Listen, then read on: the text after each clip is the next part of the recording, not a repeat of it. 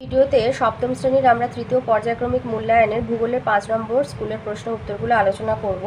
এই স্কুলের ভিডিও আমি আগেও দিয়েছিলাম, কিন্তু এখানে চান্দ্রমাস নিয়ে একটু কনফিউশন আছে বলে ভিডিওটা আমি দ্বিতীয়বার বানালাম।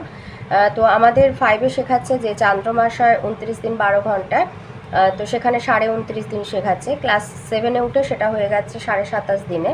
তো আমি একটা 9-এর বই চেক করলাম, সেখানে 27.5 দিন আছে, তাই জন্য মানে প্রায় 28 দিন, তাই 28 দিনটা করলাম। তো এখানে একটা ভুল আছে, আর একটা হচ্ছে 2-এর 9-এরটা যে হরিদ্বার থেকে পশ্চিমে মুর্শিদাবাদের মিঠিপুর পর্যন্ত গঙ্গার মধ্য প্রবাহ হবে, ওটা আমি নিম্ন প্রবাহ লিখে ফেলেছিলাম। তো এই জন্য এটা একটা কারেকশন ভিডিও, এটা আরেকবার ওই জন্য দিচ্ছি।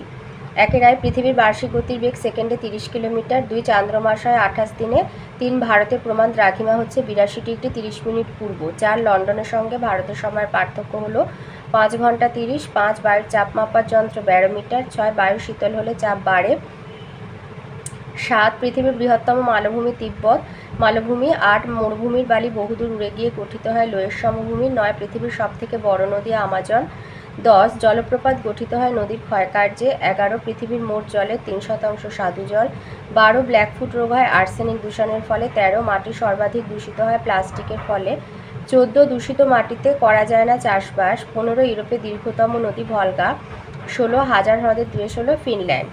2-এর দাগে আসি, 2-এর আয়তে দিয়েছে কোন রেখায় সূর্যরশ্মি সারা বছর লম্বভাবে কিরণ দেয় নিরক্ষরেখায়, 2 ভারত গ্রিনিচের কোন দিকে অবস্থিত পূর্ব দিকে, 3 পৃথিবীর আবর্তনের সময় 360 ডিগ্রি কোণে ঘুরতে কত সময় লাগে 24 ঘন্টা, 4 বায়ুচাপ সবথেকে বেশি হয় পৃথিবী পৃষ্ঠে বা সমুদ্র সমতলে, 5 বায়ু উষ্ণ হলে কোন চাপের সৃষ্টি হয় নিম্নচাপের, 6 ভারতের সাতপুরা পর্বত হলো স্তূপ পর্বত, 7 পৃথিবীর ছাদ পামির মালভূমিকে বলা হয়, 8 শুষ্ক অঞ্চলে আই আকৃতির গিরিখাতকে ক্যানিয়ন বলে, 9 হরিদ্বার থেকে পশ্চিমবঙ্গের মুর্শিদাবাদের মিঠিপুর পর্যন্ত গঙ্গার মধ্যপ্রবাহ, 10 সূর্যের দক্ষিণায়নের শেষ দিনকে বলে মকর সংক্রান্তি, 11 100 ডিগ্রি সেলসিয়াস উষ্ণতায় জলকে, আচ্ছা এটা 20 মিনিট করবে না, 10 থেকে 15 মিনিট, 10 থেকে 15 মিনিট ফোটালে জীবাণু নষ্ট হয়ে যায়, 12 কৃষি জমিতে একই ফসল বারবার চাষ করলে মাটির উর্বরতা নষ্ট হয়, 13 ইউরোপের সর্বোচ্চ পর্বতশৃঙ্গের নাম এলবুর্জ, 14 নেদারল্যান্ডের কোথায় হিরে কাটা ও পালিশ করা হয় আমস্টারডামে। 3-এর আয়তে দিয়েছে উচ্চতা বাড়লে বায়ুচাপের কি পরিবর্তন হয়। 2 নম্বর আছে, তাই একটু লিখবে যে পৃথিবীর অভিকর্ষ এবং ওপরে বায়ুস্তরের প্রবাল চাপে বায়ুর অণুগুলো ভূপৃষ্ঠের কাছাকাছি বেশি পরিমাণে থাকে, যত ওপরের দিকে যাওয়া যায় তত পরস্পরের থেকে দূরে ছড়িয়ে পড়ে, অর্থাৎ ভূমি থেকে উচ্চতা বাড়ার সঙ্গে সঙ্গে বায়ুর ঘনত্ব কমে আর বায়ুর চাপও কমে, তাই উচ্চতা বাড়লে বায়ুর চাপ কমে। 2-এ দিয়েছে জিপিএস কি।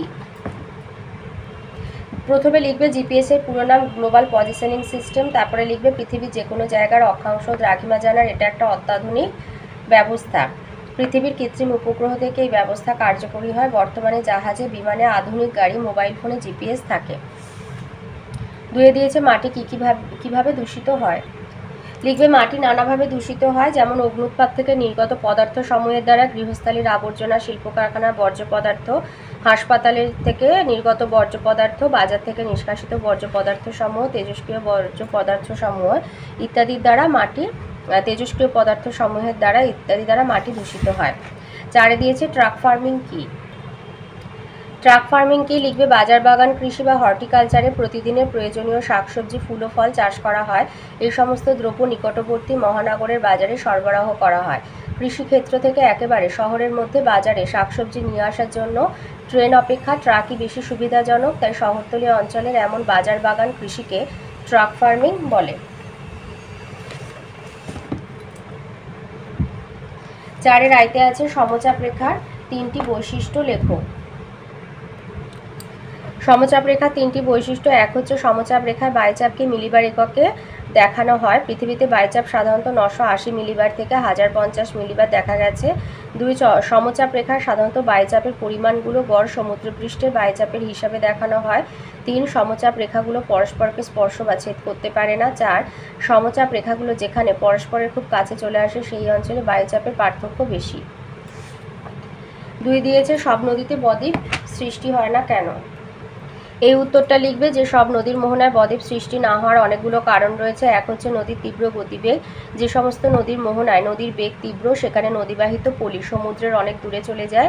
2 স্বল্প দীর্ঘ নদী। উৎস থেকে মোহনা অবধি নদীর দৈর্ঘ্য কম হলে নদীতে পলির অভাব ঘটে, ফলে বদ্বীপ গড়ে ওঠে না। 4 হলো নদীর বোঝা। নদীতে পলিবালি কাদা প্রভৃতি বোঝার পরিমাণ কম হলে বদ্বীপ গঠিত হয় না। 5 গভীর নদী মোহনার গভীরতা বেশি হলে বদ্বীপ গঠিত হয় না। 6 বায়ুপ্রবাহ। মোহনার অভিমুখে দ্রুত হারে বায়ু প্রবাহিত হলে বদ্বীপ গঠন বিঘ্নিত হয়। 7 স্বল্প লবণাক্ত সামুদ্রিক জল। সমুদ্র জলে লবণের পরিমাণ বেশি না থাকলে নদীবাহিত পলি দ্রুত অধঃক্ষিপ্ত হওয়ার সুযোগ পায় না, ফলে বদ্বীপ গঠন হয় না। যেমন হচ্ছে আমাজন নদী প্রচুর জল বহন করলেও নদীর গতিবেগ ও গভীর মোহনার জন্য এই নদীর কোনো বদ্বীপ গঠিত হয় না। 3 দিয়েছে ইউরোপ মহাদেশের জলবায়ু কিরূপ। ইউরোপ মহাদেশের জলবায়ুর বৈশিষ্ট্যটা লিখে দেবে। ইউরোপ মহাদেশের জলবায়ু অত্যন্ত বৈচিত্র্যময়। উত্তরে তুন্দ্রা অঞ্চলের কিছু অংশ বাদ দিলে ইউরোপের বাকি প্রায় 3/4 অংশ শীতল নাতিশীতোষ্ণ পশ্চিম প্রান্তীয় সামুদ্রিক জলবায়ুর অন্তর্গত। এই জলবায়ুর বৈশিষ্ট্য হলো 1 ইউরোপ মহাদেশ নাতিশীতোষ্ণ জলবায়ুতে অবস্থিত হওয়ায় এখানে গ্রীষ্মকাল বা শীতকাল কোনোটা খুব তীব্র নয়। 2 মনোরম জলবায়ু অধিবাসীদের শারীরিক আর মানসিক শক্তি বৃদ্ধি করেছে। 3 ইউরোপের ভূমধ্যসাগরীয় তীরবর্তী অঞ্চলে গ্রীষ্মকালে শুষ্ক উত্তর পূর্ব আয়নবায়ু আর শীতকালে আর্দ্র দক্ষিণ পশ্চিমা বায়ু প্রবাহিত হয়, সেজন্য ভূমধ্যসাগরীয় অঞ্চলে গ্রীষ্মকাল শুষ্ক, শীতকালে বৃষ্টিপাত হয়।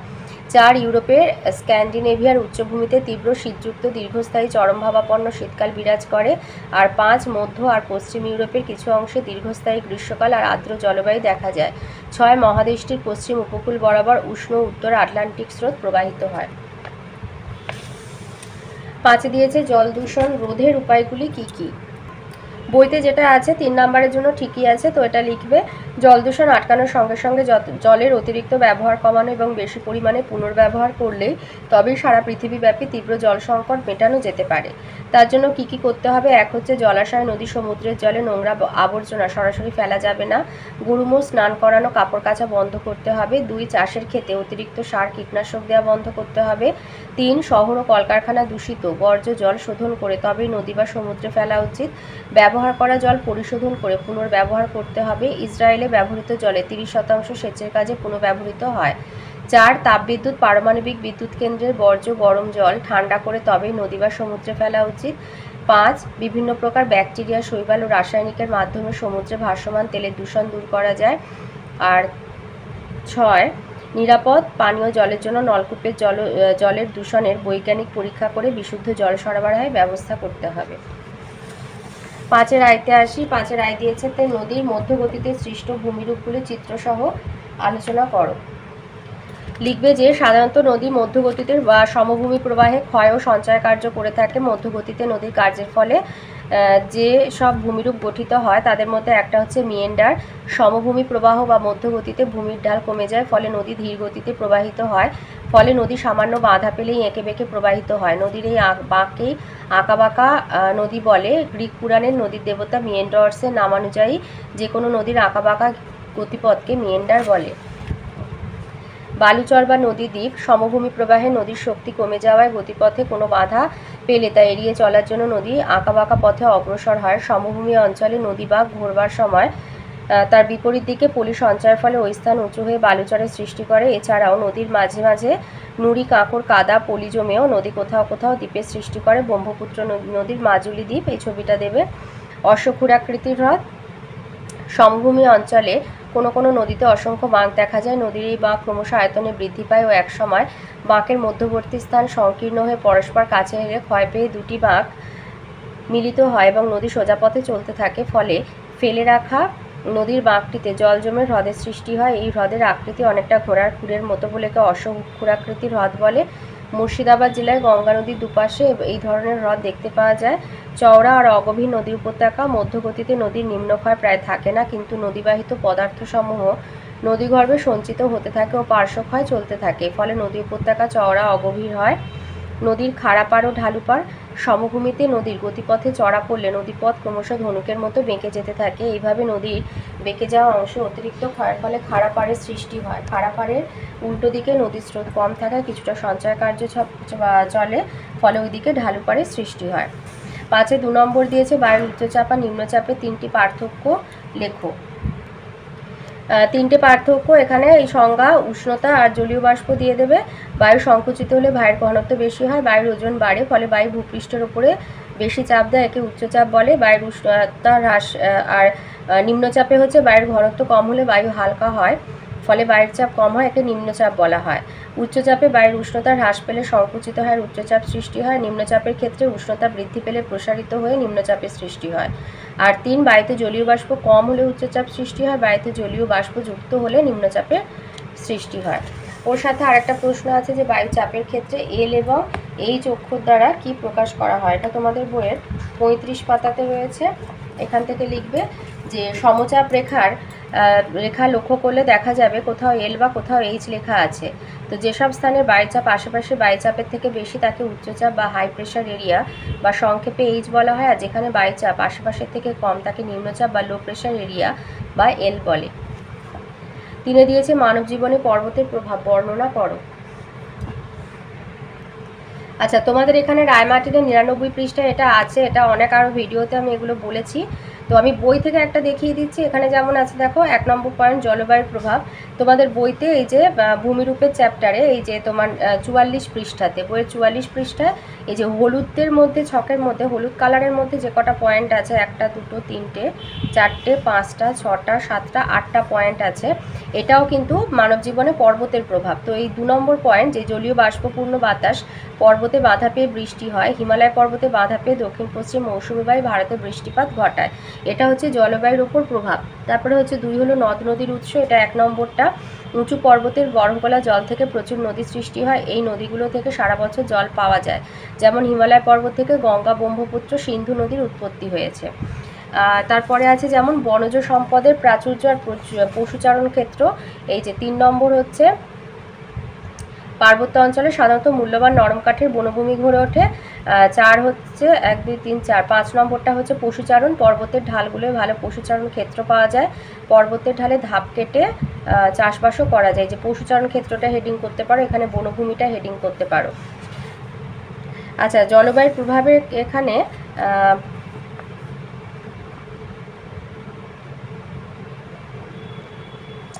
এখানে আরেকটা পয়েন্টও দিয়ে দিতে পারো এর সাথে, এই যে পর্বত বিরাট প্রাচীরের মতো উষ্ণ এবং শীতল বায়ুপ্রবাহকে আটকাতে পারে। শীতকালে ভারতের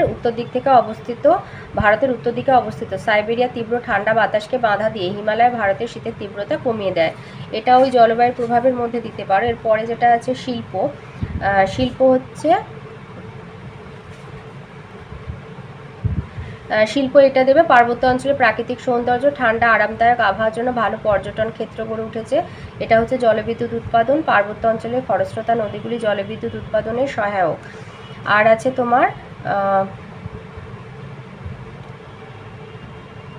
আচ্ছা, এটা শিল্পর মধ্যে দিয়ে দেবে যে কিছু কিছু পার্বত্য অঞ্চলে প্রচুর খনিজ পদার্থ পাওয়া যায়, পর্বতের শিলা, বড় ছোট পাথর সবই ঘরবাড়ি তৈরি উপকরণ হিসেবে ব্যবহৃত হয়, এটা পর্যটন শিল্প দেবে। এটা শিল্প, এটা জলবিদ্যুতের যোগান, এটা পশুচারণ ক্ষেত্র, বনভূমি। আর এই দুটো পয়েন্ট হচ্ছে জলবায়ুর উপর প্রভাব, আর এটা নদ নদীর উৎস।